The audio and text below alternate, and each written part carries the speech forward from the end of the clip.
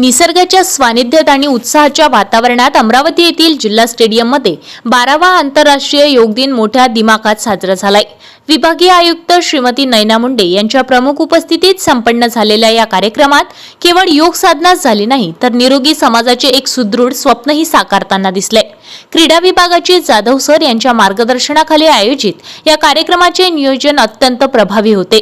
या योगमयी वातावरणात दोन प्रमुख मार्गदर्शकांची उपस्थिती उपस्थितांसाठी पर्वणीच ठरली। आर्ट ऑफ लिव्हिंगचे प्रणेते श्री रविशंकरजी यांचे शिष्य श्री अग्रवाल साहेब आणि योग गुरु रामदेव बाबांचे शिष्य श्री योगेश राठीजी यांनी योग विद्येचे धडे दिले। श्री अग्रवाल साहेब यांच्या प्रेमळ आणि सुमधुर वाणीने उपस्थितांना मंत्रमुग्ध केले। त्यांच्या मार्गदर्शनात जिल्हा उपस्थितांनी योग साधना केली, तेव्हा उपस्थित जनसमुदायांना त्यांच्याच एक कुशल गुरुचा भास झाला।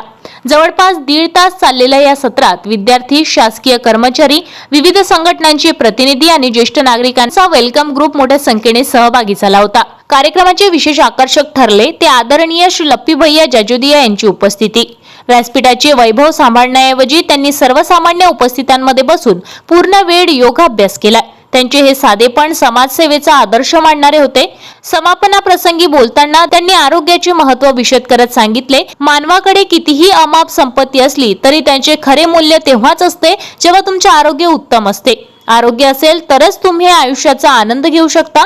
भारताचे पंतप्रधान नरेंद्र मोदी यांनी योगाच्या माध्यमातून देशाला एक बिना पैशाचा दवाखाना दिलाय, अशा शब्दात त्यांनी कृतज्ञता व्यक्त केली आहे। सकाळी सूर्याला साक्षी ठेवून नियमित योग केल्यास औषधीची गरज उरणार नाही, हा त्यांचा मंत्र उपस्थित प्रत्येकाच्या काळजाला भिडलाय। योगाला जागतिक स्तरावर प्रतिष्ठा प्राप्त करून दिल्याबद्दल त्यांनी पंतप्रधान नरेंद्र मोदींच्या प्रयत्नांचे कौतुक केले।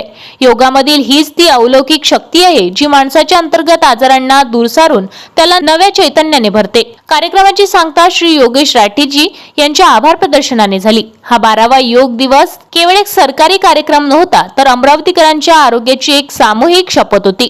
या उपक्रमात अनेकांना एक संदेश मिळाला, योगा केवळ व्यायाम नाही, ती एक जीवन पद्धती आहे जी खऱ्या अर्थाने समाजाला सुदृढ आणि समृद्ध करते।